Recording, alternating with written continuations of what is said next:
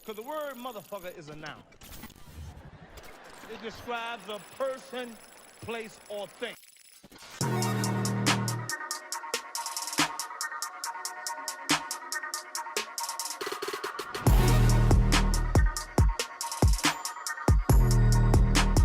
It's the motherfucking pie.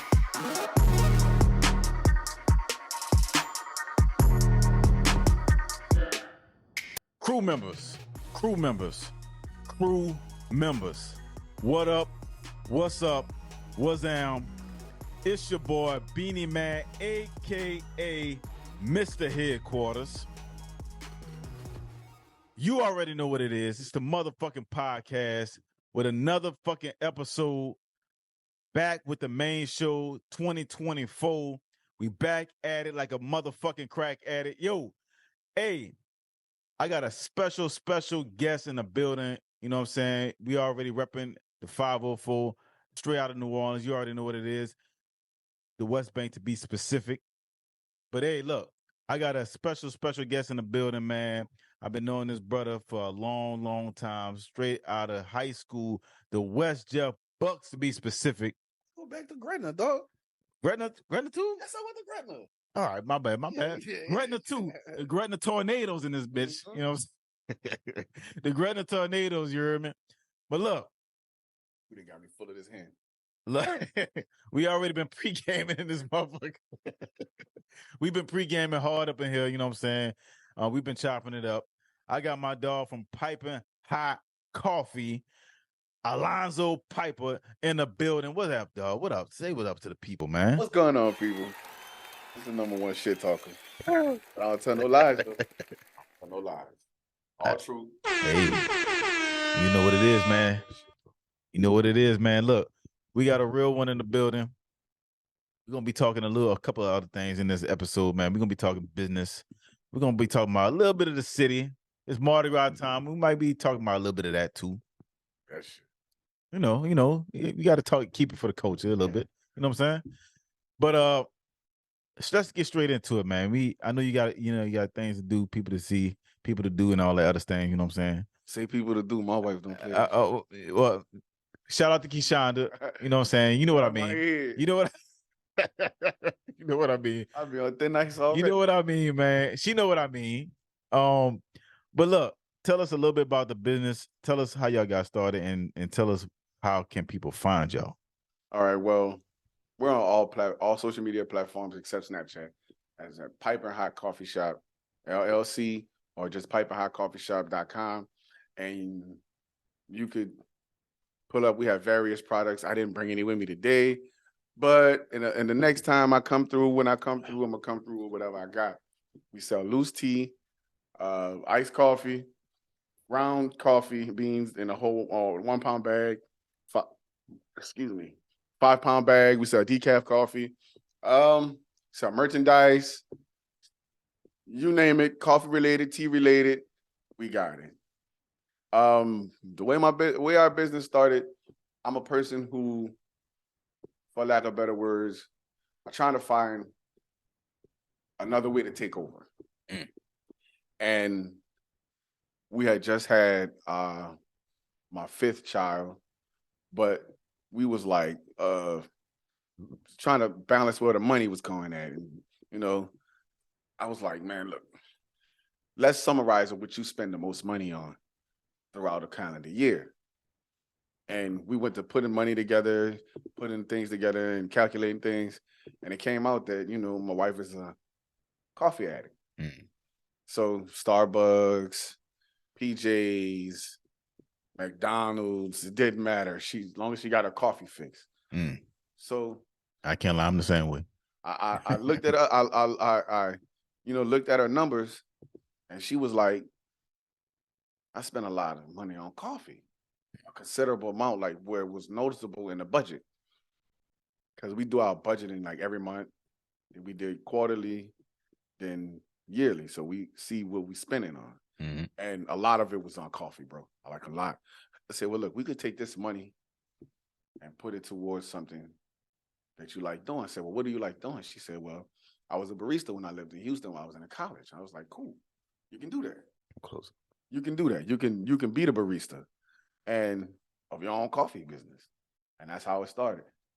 You know, I've always wanted to just start a business, and I've had several, and some of them still open for business, some of them not, but that's how we got there. She spent a lot of money on coffee, and I was basically like, you know, you can get your own thing. And strangely, remember Mr. Nipmeyer from Yes, I do. Redlands? How could I forget that motherfucker failed my ass the first time I had Man, it? his son held our hand throughout the whole thing. Yeah? You're right, man. Dude, solid. I said, shit. I look at him. Nipmeyer. He said, my dad was your teacher? I said, yes, man. Yes. So once I passed the, you know, I guess world geography. Yeah. Once I passed the test and he seen that who I was, he was like, yo, you know my dad. So listen to this I'm gonna do for you, Mr. Piper. If you start your business and you put it online and you sell 1 bag of coffee, call us. We're gonna discount you that 1 bag of coffee, and we'll sell it to you where you can make a profit off that 1 bag of coffee. No shit. If you get 50 bags of coffee sold, you come to us because he has a roaster. And the trip part about it was he used to work for PJ's. Oh. PJ's cut. The son. Yeah, the son used to work for PJ's. Yeah. But in the roasting aspect of the business, he didn't like the way when PJ's got popular, they cut back on some shit. And he was like, it's coffee.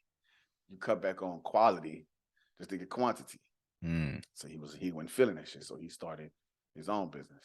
And that's how we linked up with it like that. And that's so on and so forth, bro. You know, and the way we got the iced coffee booming was we sat back. I saw that was one of your bigger products. Yeah. Yeah, we said, because man, we started with the 1 pound bags. And that's old school coffee drinkers. That's people that got coffee pots. The technology for Keurig is too high. It's like $20,000 just for samples. Really? Yes. So just to get the sample Keurig so we could pass them out, we're not even selling them. We just so we could pass them out and get things flowing. It was like, well, it's going to cost this much. It's going to cost that much. And we looking at it like, yo, we don't really have that capital at the current moment to do just a sample to come back on the back end and buy more money and spend more money to get it shipped and packaged the correct way. So I looked at it. And you know what popped in my mind? You know, we 80s babies. What we did with cocaine. We cooked it and made it. Cook it up. So we sat on them coffee bags forever. And I was like, Kishonda, we got to move this. We got to do something. We just looking at coffee. That hustle mentality. But yeah, we that hustle mindset. Just looking at coffee bags, bro. I thought about it. Yeah. That's bottom. Well, let me ask you this. So with everything with the business though, when it comes to say with the Keurigs versus actual coffee beans, is there something that you're losing in the process of pushing it over to Keurigs? You're using the quality. To those little K-cups? You're losing the quality because you want to just get up and go. See, coffee is better when you brew that pot and it finish brewing and it sit for a couple minutes. Yep. Then you pour it and then you go. As opposed to the Keurig, you pop that pot in, close it down, and stir it. You grab a cup and you gone. It's a difference. And the way I was taught an older school method with I don't want to say technology, but with a special recipe to have smoother coffee. So I took what my great-grandmother taught my grandmother and what my grandmother taught my mama, and I added it to our cold brew when we mix our coffee. And that's why, you know, we tell people, even if we told you the exact ingredients to do our iced coffee to mimic it, it won't taste the same. So what properties are you losing in? Exactly. If you go into the Keurig process versus the actual natural brew. They can't really pack that cup proper way. Like you could actually pack a coffee pot. So it's kind of like a processed version of coffee. Yeah. And I wouldn't say processed. It's more like, all right, you're making a pot of coffee, you got the little thing at the top, you could put as much in it as you want. Yeah. As opposed to the Keurig is only this much. So really, you doing your regular coffee beans, but it's more watered down. Now, the way to maximize that is you would have to use the Cuban espresso. but that's expensive. If you're really trying to get that hit, it's expensive. And that's how we kind of got there. But we were just going to do the Keurig thing just because Rouse's had a deal where they were doing with small businesses, where they'll put you on a shelf and they'll buy from you. Right. But after we got to really looking at it, like we'll be losing quality trying to get quantity. And we're not a big name where we could say, just come grab it and go. Right. People drink it and be like, I could have stayed with this. Yeah. And, you know, we didn't want to lose that aspect of it. So what we did, we created, not going to say created, but we got together our own recipe on when it came to making a cold brew. And we would let it sit a certain way. And that's how we get our iced coffee, our bottled coffee. And it's good. Man, people love it. So would you continue, like, all right, so you have probably a coffee pot at your house instead of a Keurig, right? Yes, we have both. Yeah, both. Because we learned that they sell disposable Keurig pots. Oh, shit, all right. So yeah, they got the disposable Keurig pots. You stuff it yourself and put it in your own Keurig, and we teach people how to do it. Oh shit! All right. And we sell the disposable pots. Well, so we'll sell you your 1 pound bag with your disposable pot. Oh shit! See, now we learned some real game now, some real business game from a coffee maker himself. You know what I'm saying? Straight out the 504, man. The website Pipen'N Pipen'N HOTCOFFEE.com.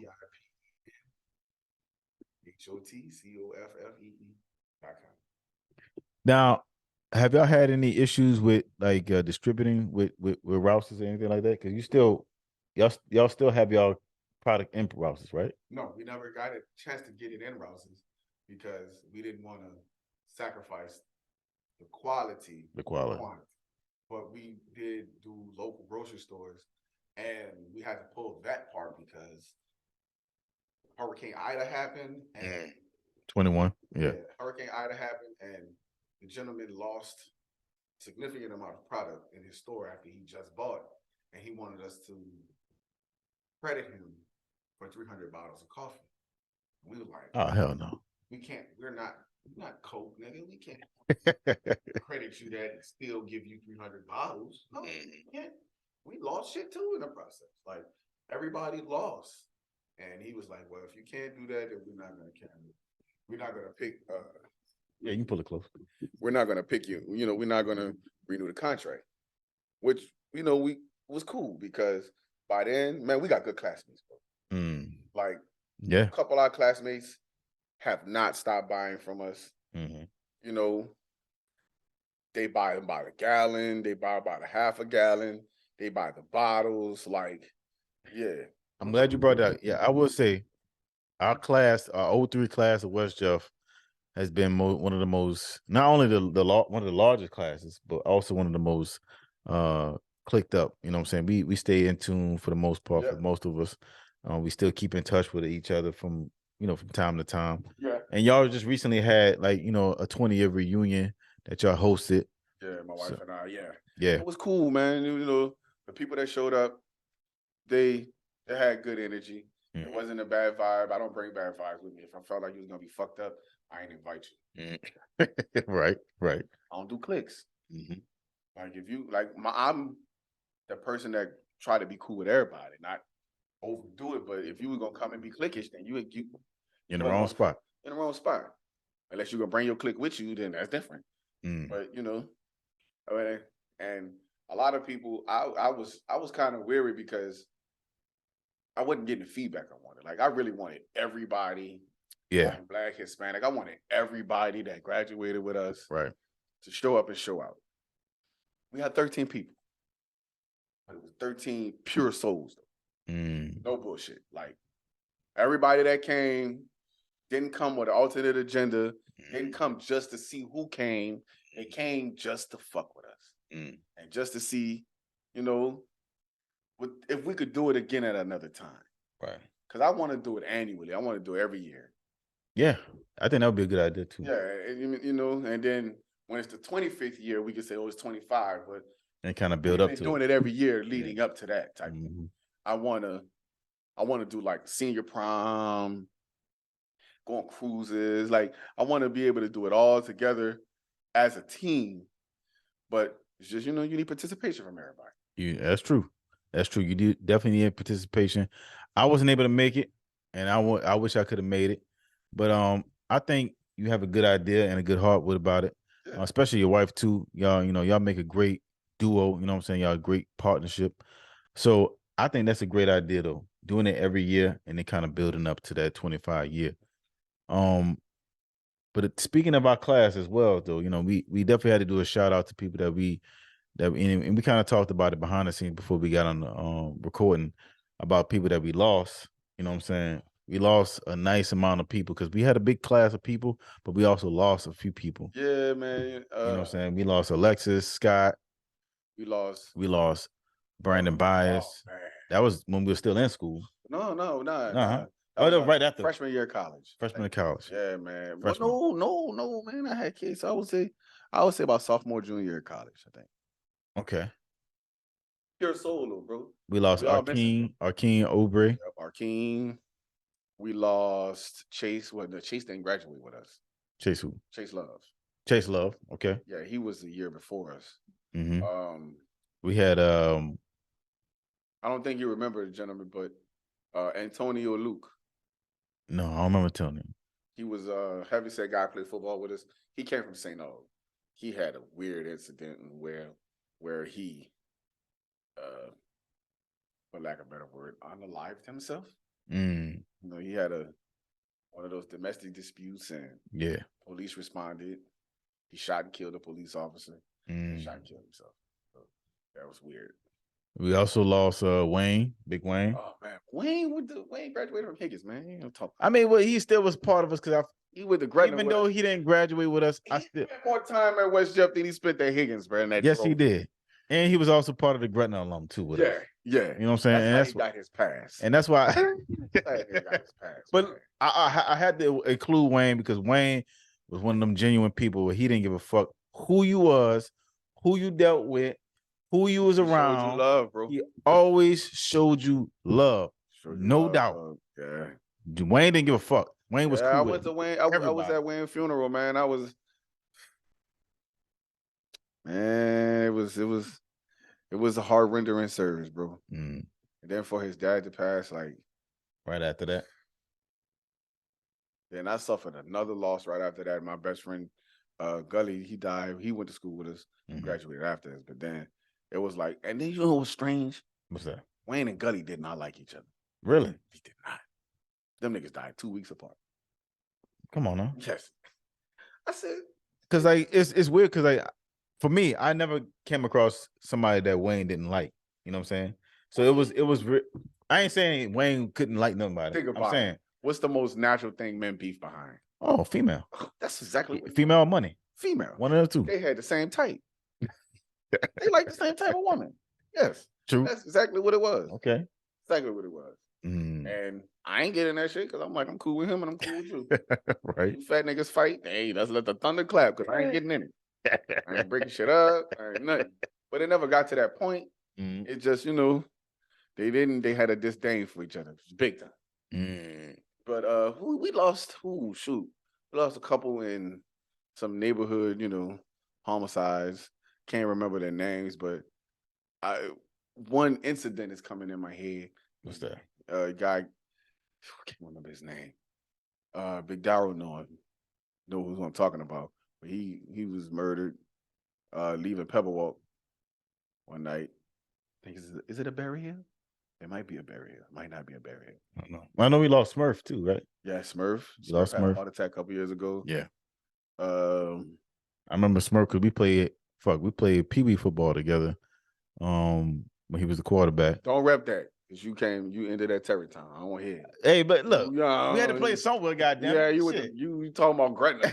you can't. Terrytown is a part of Gretna. Man. Is it not? It's unincorporated. Don't do that, man. That's what it's called now. Don't do That's what it's called now.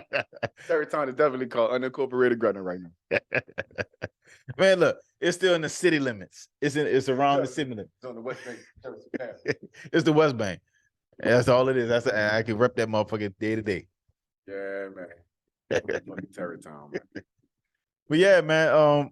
shout out to everybody. RIP to everybody that we lost. RIP to everybody that we lost that was part of either within Gretna, West Jeff, and just West Bank in general. That was just cool people. You know what I'm saying? We lost a lot of people coming up through the years. That was the reason why we even did the tribute episode that we did back in season 1 for Alexis. I feel like we probably could do some more. Man. I feel like we definitely could do some more.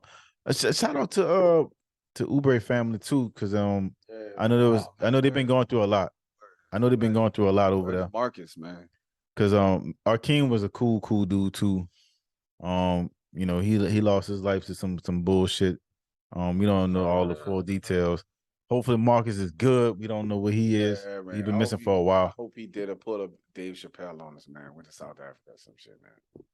Facts. Heard from. I don't want to hear of his demise, man. Especially having to live through and hear about, our king's passing. Yeah. How tragic that was. Yeah. And then a year later, he goes missing. So around the same time. Make you think I hope it's like an alien abduction or something. But in the good news though, y'all still had people that was genuine to y'all, you know what I'm saying? Oh, yeah. And that still cared about, just showing up. Shout out to Stephanie Johnson. You talked about that. That's been my dog, man. She stayed solid, stayed down for a long Facts. time. Facts. Yeah, everybody that came, we didn't even talk about people not coming. That's the thing about it. We just caught up, the ones who were married or had kids. We talked about our children.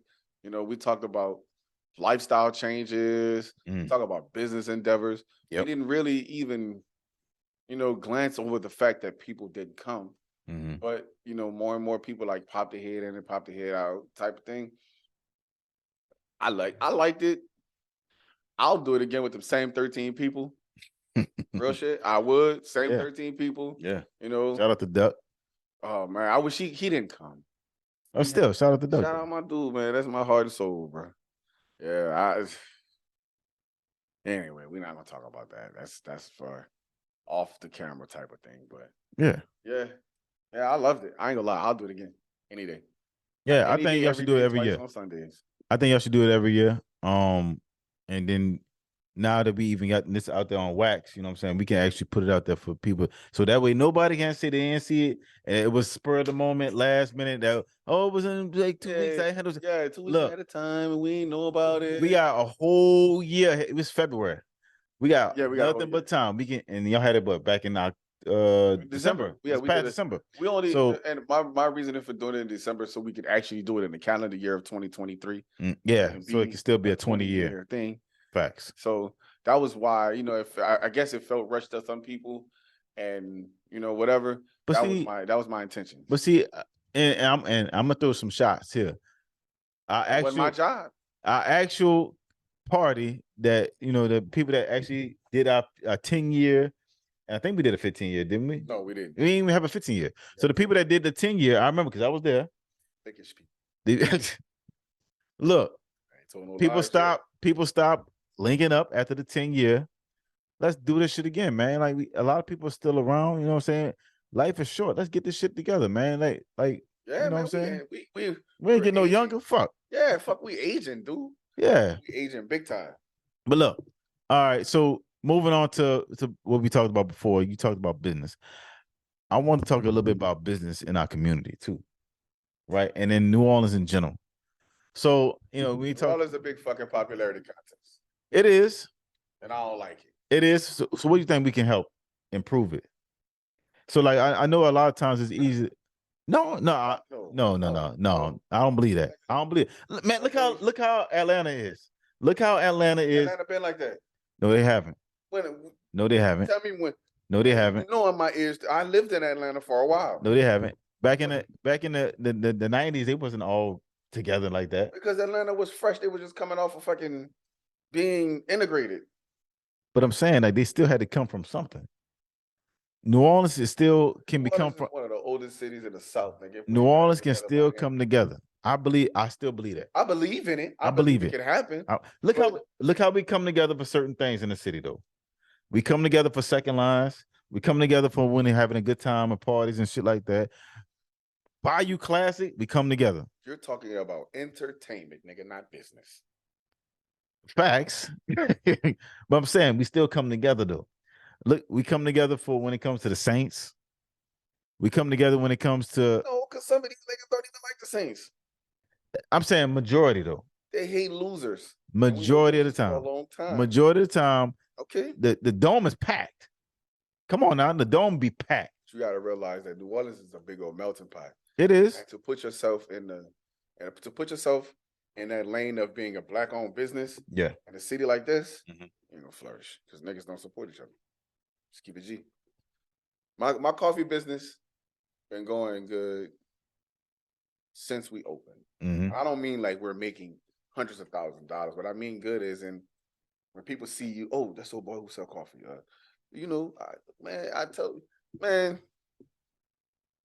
I got beef with our classmates that buy coffee from Starbucks. What? I understand it though. I understand it though. Especially if they know you, come on, man, and they know what you're doing, and they see what you got going on. Every time I see them on my timeline with a cup of Starbucks, yeah, I go in their comment section, fucking with the op, huh? The white op. Ain't the white op, nigga. The rice op. Because if you sold something, yeah, I'm going to buy it because you mine. You my people, right? If you sold it, I'm coming get it from you. Yeah, that's how we do our street pharmacists. But I don't look at it like that because I'll tell you what. I'll give you another example, right? Sure. I've seen people that went on other podcasts within our podcast. There's a little podcast circle that we have, right? That branches out past New Orleans in other cities. I've seen people that we went to high school and graduated with hop on people's podcasts in other cities that they know that we rock with and fuck with, and went on there and got on their podcast and was like and promoted themselves from off of there and whatever. I don't get mad at that though. No, I don't get mad at it. And that's the proper term of network. It is, but I feel like at least if you're gonna do that, you should start from who you know first, and then branch out. Yes. It didn't happen that way, and that's fine. I'm not mad at it. I see it though. Well, no, I'm not mad. I'm just a realist, nigga. I'm gonna tell you how it is. Right. And I see it, and it happens all the time. People are always gonna go where they feel like I guess, feel comfortable, or at least where people don't know them, where they can kind of branch out and grow. How can you not feel comfortable at home, though? Well, you must not be comfortable at all then. We're built for it. Maybe not. And you have, but I also realized this. What's up? Remember Katrina? Yep. I remember that shit vividly. Everywhere we went, we flourished, bro. Even some niggas that was peons down here went other places. And the New Orleans mentality had to kick in of survival mode. Yep. And they became a better version of themselves there. Yeah. Now back home, they was just bottom of the barrel, middle of the pack. Other places, they're flying above the radar, upper echelon type shit.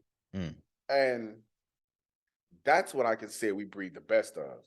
We breed the best of survivalists, of the best of surrealists. Like, we breed that down here. And I don't like, I've experienced this for the first time because and everybody, I'm moving to Dallas, I'm moving to Atlanta. Yeah, you hear that all the time. I fucking hate it. You hear that all the time. The same opportunities are here that are there. But traveling. Yeah. I'm a traveling man in more sense than another. If you know, you know.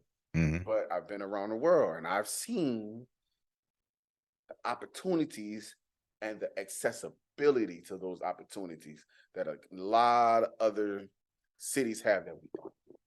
I think it's this. I think a lot of times, and it is a little bit of that too, that people just want to get away from New Orleans because they get so used to the way it is down here. But a lot of times we need people that say, I'm going to stay here and try to make it better and try to work with the people at least that's still around and try to work with those type of people. You know how many people tell me I'm crazy for not wanting to leave? I don't want to go nowhere. I love this raggedy motherfucker. For real.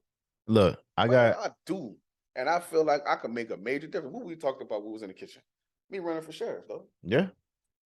No shit. And I really feel like I could spark a difference because A lot of people feel like they can make a difference. Mhm. If you don't have it in you to make a difference, at least try to spark that difference. Right. You know, how people say, "Oh, it takes a village to raise a child." That's not my motto. My motto is be the village. Mm. Stop saying what it take and be what it take. What do you mean? Expound on that. All right. You know how we grew up. Mhm. If the older lady down the street caught you doing something, Right. she could get on your ass before your mama get on your ass. Yeah. And tell your no mama, doubt. your mama still get on your ass. Right. It's the village, Mm-hmm. right? That's how people say it takes the village. But if it wasn't for that old lady being in the village and being the village, Right. Right. you would have never got that lesson before you got home to learn the rest of that lesson. Mm. I say be the village. Stop saying it takes a village to raise it. Because we all know that. Stop talking about it and fucking be about it. See, a lot of people in the city, they ain't about that though. We getting into like That's why they go other places. But see, we now in a different. This is a whole different age than what we was when we growing up. You know what I'm saying? You heard what you said earlier? We 80s babies. Yeah. This is 2024. And This is more of if this has ever been, this is more of a me type of era. yeah, well, if you're gonna be meing, then you should meing in a way that it helps others. And not just the ones in your household. And I'm with that. I'm with that. Because I look at like people like Keith Lee, right? Fuck yeah, I like dude. And I Keely, get on dude till he did his food tour review. Because I'm not really into the popularity contest of social media. I don't care. Right. Like I'm on that motherfucker like everybody else, but I don't follow everybody like everybody follow everybody. But he's a good example that you can kind of put out there that most people know about, right? Yes. So like Keith Lee, I like what he does from it appears to be genuine. You know what I'm saying? He appears to be a genuine person, what he does. But you have to realize a lot of the thought process that Keith Lee puts into it came from the form of martial arts. True. You know, Respect. By him being an MMA fighter, he has humility. A lot of people don't know that about him. A lot of people don't know that about him. Well, I've seen him scuffle a few times. So when I heard Keith Lee, I was like, MMA fighter, dude. And a couple people that don't know about him would be like, oh no, not him. And I'll see him like, oh yeah, dude got scratched. Dude could scuffle. I know what you're talking about. So that's when I followed him after he was after the millions, because I got too many children. Well, we could do food reviews. You feel what I'm saying? Like I look at it like that. I'm like, man, as many children as I have, my wife and other people that'll be around me. Yep. We can do a comparative of a food review. All right, who can better give good service for a party of 10, and we take our party of 10 around the world. Because man, my family, when we go to fast food, we're the pull ahead people. But you not just gonna hand that shit out the window. You gotta have about 7-8 meals out the window. You feel what I'm saying? Right. So who gives us the better service and a party of 10? That's how I looked at it. And I mean, he has a good format though. I like it, and I like he's genuine and hearty, pure heart. Yeah, like recently he gave out some money to this food truck lady, and I'm sure you saw it by now. Yeah, I saw it, bro. And honestly, that makes me think about New Orleans though, like because that mentality that lady had, it's like how some not all, some New Orleans business owners have that mentality. Yeah. And I'm gonna call out one in particular. I'm gonna call out, and I know I probably might get some slack on that shit, but fuck it, just what I'm saying, it's a motherfucking podcast. Are you familiar with the Botanicals?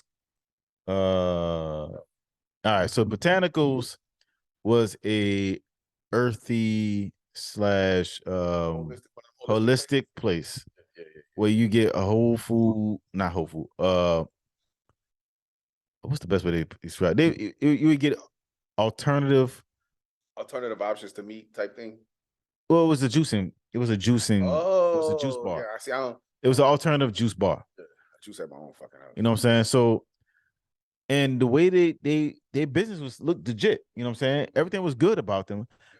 Nothing was wrong with the product that they put out. Service was shitty. It's the way they treated people. The service was shitty. The way they treated people was shitty. Yeah. You know what I'm saying?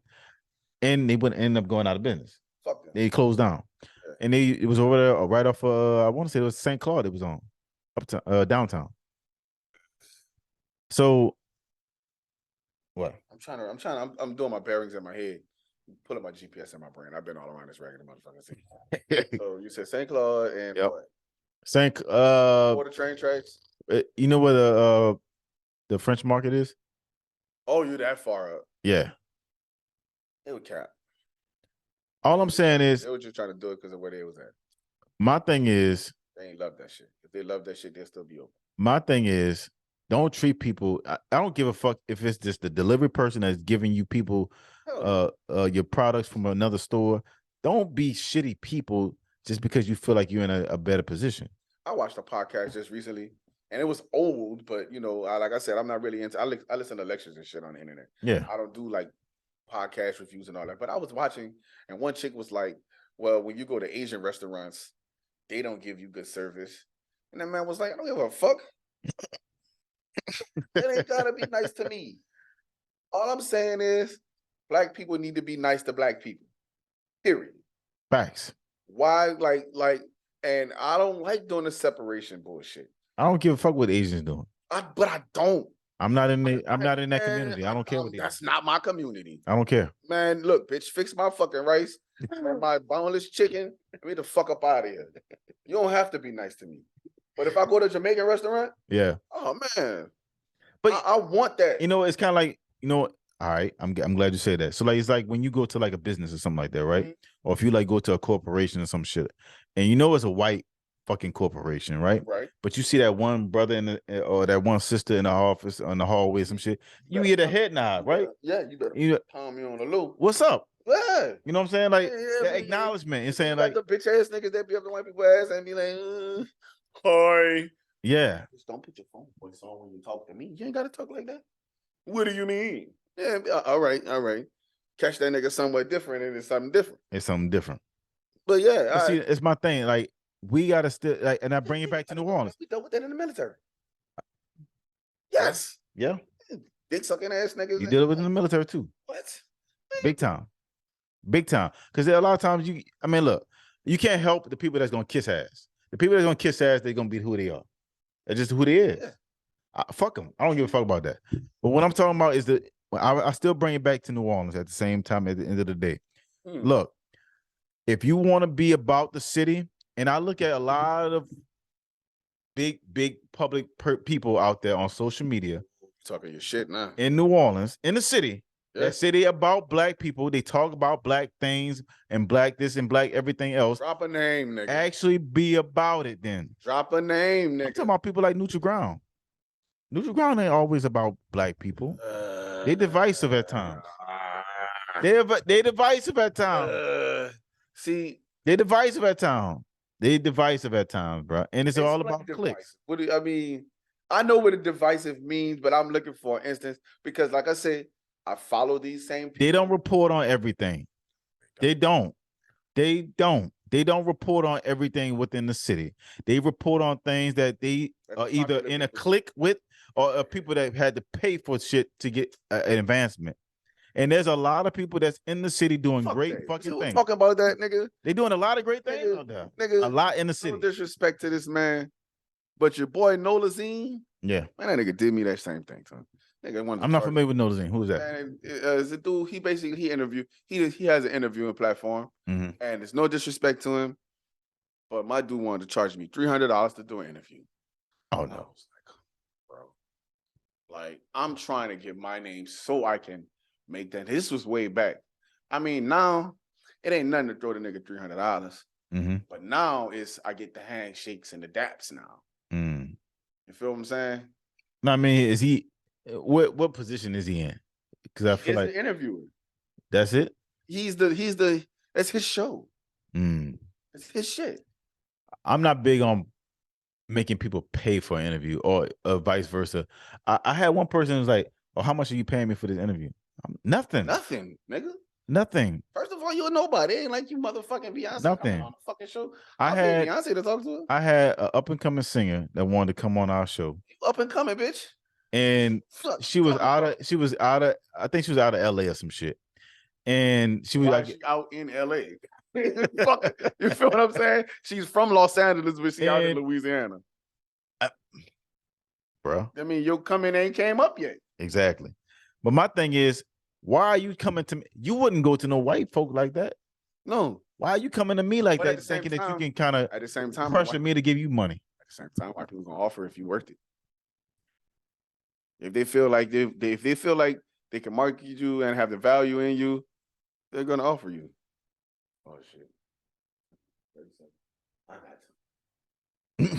got to. Well, look, I know we can be quick with it, but look, I just look at it like that. I think that there's a lot of things that we can fix in the city from within. Yes. You know what I'm saying? And like we talk about being a part of a village and shit like that. We can't be a part of a village. I really do believe New Orleans can be like something like Atlanta or be like bigger. DC or like We can be bigger. But let me tell you what also thing that we have in our heads. What's that? We have something that I didn't develop in my brain till I got on the West Bank. What's that? I call it that I ain't gonna be no hoe mentality. Mm-hmm. Explain that. I'm not gonna let you, from my perception, right, make me feel like I'm less than you. Mm. Like I ain't no hoe. You ain't gonna make me no hoe. I ain't no bitch. Yeah. But at the same time, that comes with humility. Mm-hmm. That comes with being humble in a sense. Because I'm one of them niggas that don't believe in that alpha male bullshit, that alpha female bullshit. No, that's not real. It's not real because you're not alpha in every situation. No. Because I know a lot of niggas in this city, Mm-hmm. and I know a lot of niggas I know personally that nigga, when the alpha nigga walk in the room, you ain't so alpha no more. I'm just being real. A lot of times when motherfuckers talking about that alpha shit, it be niggas that got hurt and got their pride and their feelings hurt, and now they want to fucking try to shit on somebody else, and then now they want to talk about, oh, I'm the alpha this, alpha that. Nah, fuck all that.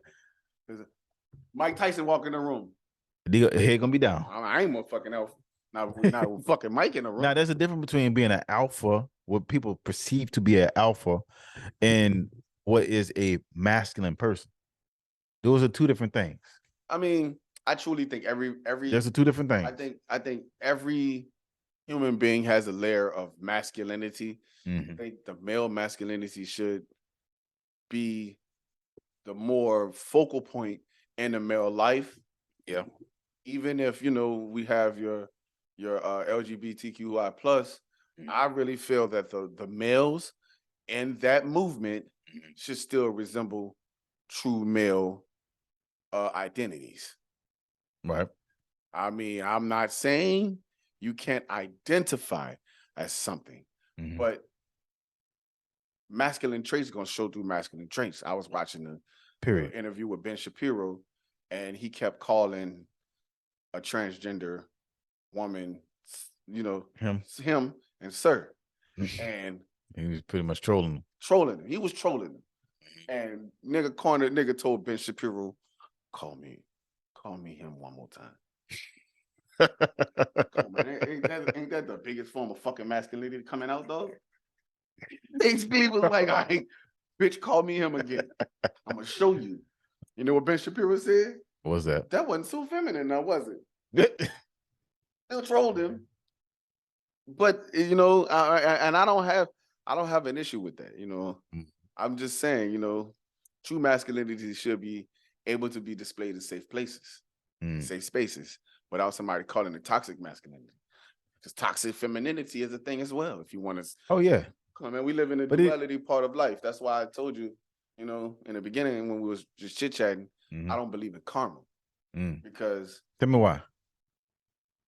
You want me to really tell you why? Yeah, white people ain't got their karma for slavery. They haven't. That's true. That's true. They still living on old money and knew this and knew that. Like they literally still controlling the world. That's true. That's one reason. And I know some niggas. I mean, sure. Look at what they did to Africa. The resources out of Africa has been ravaged. I mean, but that's a whole nother story. Yeah, because I was just. We ain't got to get on that too much. That's a whole nother episode. But continue what you're saying about karma. Man, I've done some shit in my life that I should have felt karmatic principles for. And I did. And I'm not saying, because. Yeah, you're not proud of it. You're just saying that, And you know how people say, oh, you know, you may not have whatever. You know, don't know either. So you can't put that in my mind. All I say is there's a yin and a yang. There's a up and a down. There's a light and a dark. I believe God is dual principle. I don't believe God is this all-seeing, all-knowing, all this and all that. I believe God is literally nature in a sense. And I didn't even in the fucking sense. God is nature. And I don't mean like going outside the trees. I mean like the literal basis of everything that conforms into life is what I feel is what God is. Right. We wouldn't know what happy is if we didn't know what sad is. True. We didn't know what darkness is if we didn't It's know like the what light yin. It's like the yin and the yang. Yeah. Literally yin and yang. Light and darkness and light. A Yeah. lot of people don't understand that's what that symbol means. They just say it's a Chinese. No. No. And it's the light and darkness and the darkness and the light. And that's my depiction of what people could say karma. But when they say karma, that means I did something to you and something gonna happen to you because you did, you know, something will happen to me because I did something to you.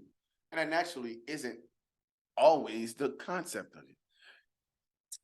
For every action, what do people say? There's a reaction. But for every action, there is a positive and negative reaction. Just for every action. If I take a ball right now, Chain reaction. and I push it, and I push the ball to roll. Yeah. Well, the reaction of me pushing that ball to roll is it rolling. That's the positive. Well, what's the negative? It's gonna stop eventually. Yeah. Then I'm gonna have to go and push it again. Right. Right. So there's always a deciding factor that comes on the back end right away. It don't be years behind. Like I may have did something fucked up to you, but mentally, you don't know how I'm living with that. You don't. I have to really reap that benefit and feel that right away. You don't get it later on. That's when people speak on the karma. They don't speak on it from the proper text. They speak on it, oh, whatever happened to you, whatever you did to me gonna happen to you 10 times full. Well, how you know if it ain't happened already? I still I ain't gonna lie. I do believe in karma to a degree. That's fine. I believe in karma. Yeah, I believe in karma to a degree because eventually something's gonna come back around anyway, but it depends on it's different levels to it though. You know what I'm saying? But I can understand why some people would feel like there's no real true Man, I know some great victims, bro. There's no true actuality to it because there's people that get away with shit. I know some great victims, bro. Right? That look around every day at their graper. You feel what I'm saying? Like, no, I'm serious, bro. Yeah. I know a couple ladies that I've encountered in my lifetime that those are uncles and grandfathers and fathers and cousins, older cousins and things like that. Like, and I don't mean. But what if your comeuppance doesn't come in this lifetime? It comes after. Well, see, I believe time is linear. Mm-hmm. I believe in an afterlife. I just don't believe that the full reincarnation of it. Just like I believe your soul transcends into another dimension once you leave it. Right. This is just a three-dimensional plane. Right. It is scientifically proven that there are 9 dimensions. I don't know if you know that. I didn't know that. No. Get up. There's 9 dimensions. We're just in the third one. What do you mean by the third one? We're in the. I mean that this is the third one that's happening, or this is just 3 out of 9? That's happening simultaneously. Oh, I didn't know that. No. Look at that. I'm not quoting things that I've not looked in deep on, and I want you to look them up as well to see if you could figure out what's going on. But I also look at it as the dimensions are ever changing because the mere thought and process of humanoids being here. Yeah. It says the one Big Bang theory. Yeah. No, life started with consciousness. Somebody thought, something thought, and it kept thinking, and it kept thinking, and it kept thinking, and it kept thinking, and it kept thinking, and it kept thinking, and now we're here. I know it seemed a little deep, but life is really deeper and more intricate than what people want to pay attention to. Like they want to get trapped up into the dogma of religion and say that that's what it is. That ain't even close to being it. That's just something to keep you corralled, in a sense, to say, to control the masses. Yeah. I mean, that's just a form of control. When I first started I don't want to say my non-religious thing, but I had to really keep in contact with myself and understand that there are 5,000 religions. On book. I can believe that. Yeah. Yeah. You're going to hell in 4,999. Yeah. Yeah. I mean, look, I've had this conversation not too long ago with a religious person and pastor. And I was like, mind you, I'm an ordained minister. And I'm like, why do this particular religion look down on other religions? You know what I'm saying? Like, I feel like that's it's counterproductive of what y'all teaching versus how y'all react to other. There you go. So like there's some contradictions in a lot of religions. Yes. Contradictions in life. But religion, life is a walking contradiction. Man, religion is the biggest, because I'm sitting there watching something the other day about in Indonesia where they had the tsunamis, and the people that were recording said Allahu Akbar. Well, naturally Christians don't know what it means. And Allahu Akbar means God is good. That's it. You want to see if Allah is this and Allah is that. So that's why this is happening to you. That's why this is happening to you. And that's why this is happening to you, because you want to praise Allah. Come to Jesus. First of all, the letter J is the youngest fucking letter in the alphabet. So that wasn't his name. Well, no, go ahead. And the fact that the letter J isn't that old, your religion don't even predate Greek mythology, something that Europeans believe in. It doesn't. Zeus, in a sense, is older than Jesus. Oh, you mean like the mythology of it? Like the Greek mythology aspect of it. Like, but those are people that don't want to read, they don't want to expound differently into different things. They think what they say and what they do is the be all to end all. Like Christianity. Oh yeah, Christianity is one of the younger religions. That's the baby religion, because Islam is older than it. Buddhism as well. Buddhism is about the same. Like, it's amazing. Well, you know, ignorance is bliss. Ignorance is bliss a lot of times. Our people is literally fixated to where. You got a rope? No, man. I do. But we can wrap this. But look, we always can come back. We can come back because we pre-gamed too hard, and we kind of went in a tangent of talking behind the scenes, which was fine because we didn't get a chance to talk up in a long time. But now I get what you're saying. Like there's a lot being left out there to be said, and that's not being spoken on a lot of times. And a lot of times that shit is just that's done on purpose. That's done on purpose because if you mislead people, you can control people and you can make them believe what you want them to believe, and you control the narrative. And a lot of time I've been called a devil worshiper. Yeah. I've been told that my life is not going to be anything because I walked away from the church, and I ain't did nothing but flourish since. How about that? And I'm just being honest. And I'm come from a household. My grandfather was a minister 40 years before I was born. I came from a home full of ministers and pastors and deacons. I am an ordained minister. Legally. Really? Yes. How long you been ordained? Since COVID. I did it for other reasons. Okay. But yes. And I still keep up with whatever there is to keep up with it. Just to show people that, first of all, you can't judge a book by its cover. Right. You don't know what I know.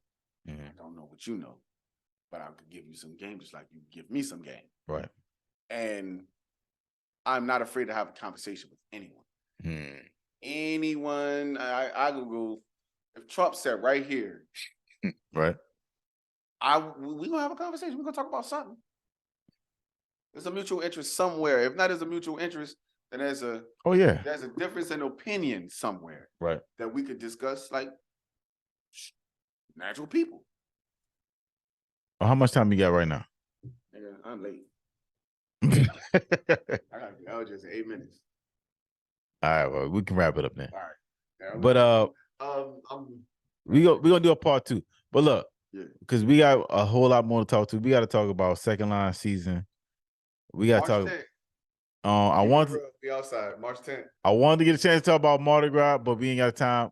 Maybe next time we'll talk about the aftermath of Mardi Gras and shit like that. Yeah, well, after Mardi Gras, yeah, because it's a hustle and bustle right now. March 10th is the day we come out. My second line club come out, which is Keeping It Real Socially Pleasure Club. Okay, it's crazy, huh? Keeping it real.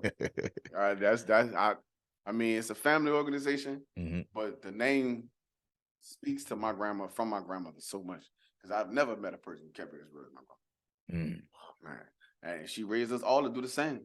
But you know why that is, right?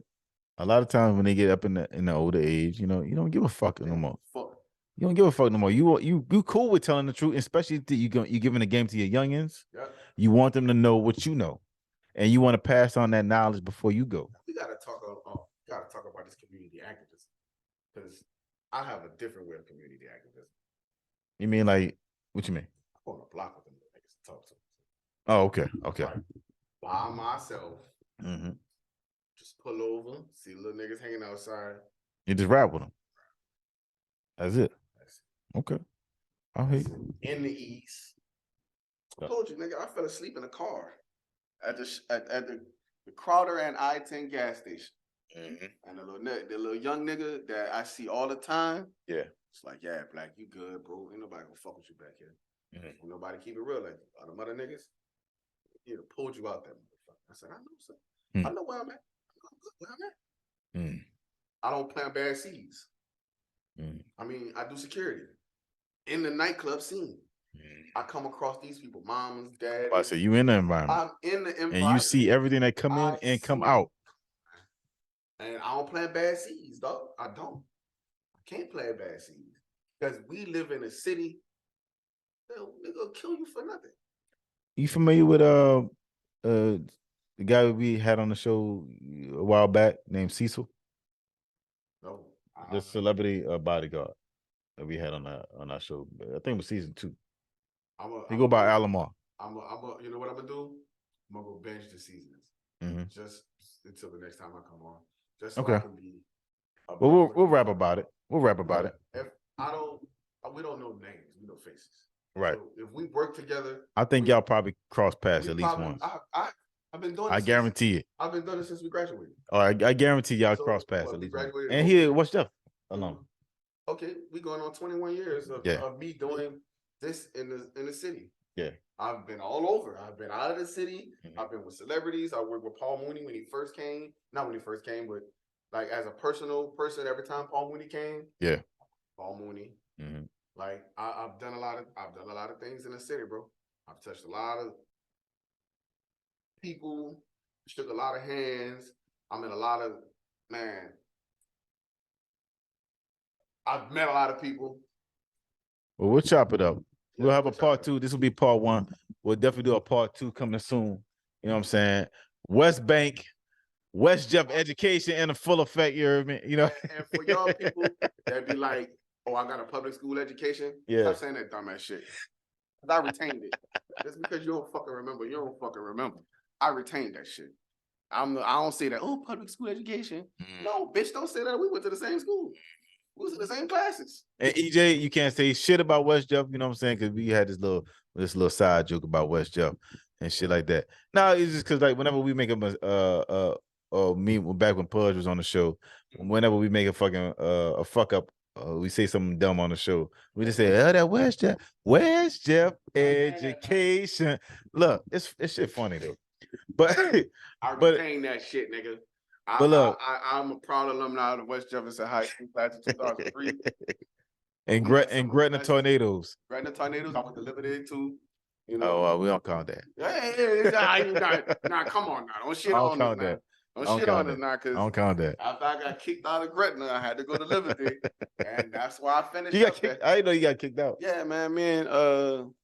What's his name? I had a fight, man. Well, I mean, it wouldn't be West Bank if you get into a fight at least once or twice. Shit. Oh man. Or New Orleans in general. Fuck. New Orleans in general. Yeah. And if you ain't getting a fight, if you grew up in New Orleans and you ain't getting a fight, what I tell I'm people, looking at you weird. I tell people, I'm looking at you weird. I do this shit for a living. I'm a New Orleans tough guy. If you think I can't fight, you're stupid. You're stupid. What you think these people pay me $200-$300 to chill at their club for? Throw your dumb ass out. I'm about to say, ain't to look pretty. Ain't to look pretty, because I'm not. I'm ugly and I'm bad built, and I will punch you in the motherfucking face. And beat you up and help you up and help you get help. And make sure you get to your car safe. And make sure you get to your car safe and sound. Mm-hmm. But yeah, people be like, oh, you know, nigga. Come on, man. Come on, man. I get paid to go to these places.